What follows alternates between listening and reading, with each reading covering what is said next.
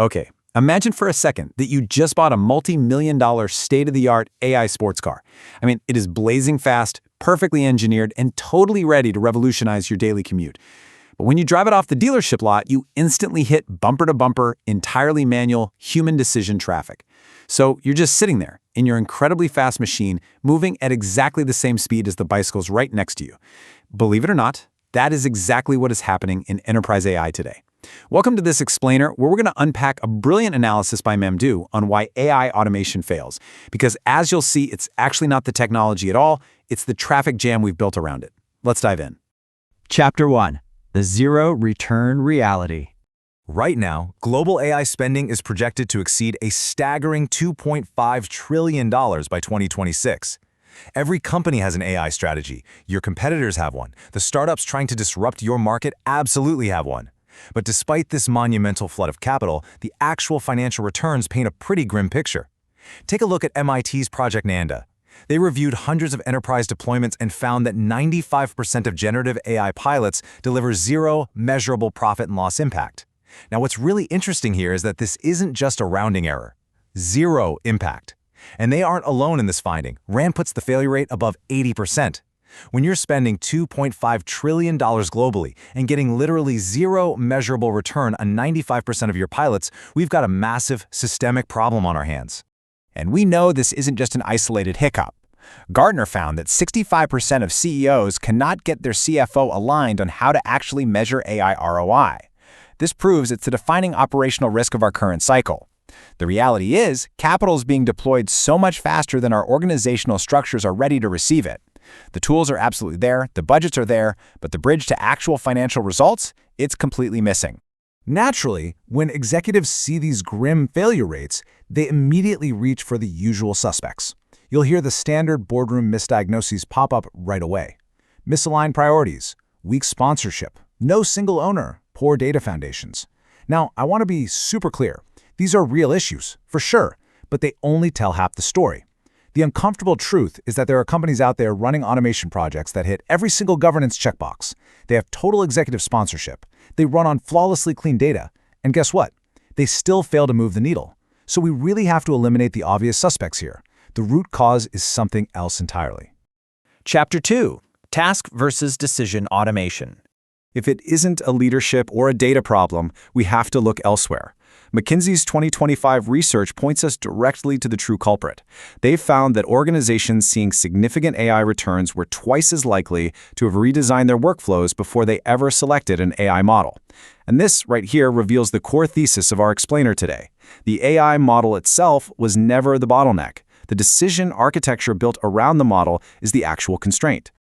So, the crucial point is understanding a distinction that most AI strategy conversations just completely skip over. Task automation merely replaces a unit of manual work, right? The AI drafts the email, extracts the invoice data, summarizes the meeting, and hey, the model does this brilliantly, but it just increases activity. Decision automation, on the other hand, changes who or what has the authority to act on that output and how fast. If you only automate the task, the work just sits there waiting for a human manager to approve it. Basically, you just bought yourself a faster version of the exact same slow company. Chapter 3. The Decision Layer Framework. To evaluate where your automation investments are actually landing, we need to break any automated workflow down into 3 independent layers. First up is Layer 1, the task layer. These are the bounded, discrete units of work. Think extracting data from a document, generating a first draft, classifying a support ticket. This is where almost all current enterprise AI automation lives today. Why? Well, because it's super easy to pilot, it demos incredibly well to the board, and quite frankly, it's easy to fund. But be warned, because it only generates inputs, it is heavily oversaturated with investment, and it literally cannot move enterprise metrics on its own. Now we hit the bottleneck. Layer 2, the decision layer. This layer determines what actually happens with the output from Layer 1. Who reviews the draft? What threshold triggers an automatic approval? How long does that review take? In most organizations, this layer was built for a world where humans generated input slowly. And this is the fatal collision. You have lightning-fast AI task outputs crashing directly into a slow human speed review queue. The AI did its job in seconds, but the decision still takes 3 days. And finally, we have Layer 3, the outcome layer, This is where accountability lives. This is your target P&L metric, cycle time, cost per transaction, conversion rates. And here is the tragic reality. If you have an amazing AI in Layer 1, but you don't redesign Layer 2 to keep up with it, the metrics in Layer 3 will remain completely flat. And you know what happens next? Boards see flat metrics, and they mistakenly blame the AI model. They'll scrap the entire pilot, completely missing the fact that the model performed perfectly, but was just trapped behind an untouched decision layer. Chapter 4. 5 Steps to ROI. Okay, we've done the autopsy on why 95% of these projects fail. Now let's pivot to the actionable cure. Redesigning this isn't a technology project, it is fundamentally a governance and process project. Here is exactly how you move your automation from the task layer directly into the decision layer using 5 specific steps. Step 1. Map the decision. Don't just look at the task, look at who approves it downstream and how long it sits in their queue. Step 2. Set an explicit automation threshold. Literally write down the exact conditions where AI output is auto-approved versus when it needs human eyes. Step 3. Assign a named decision owner.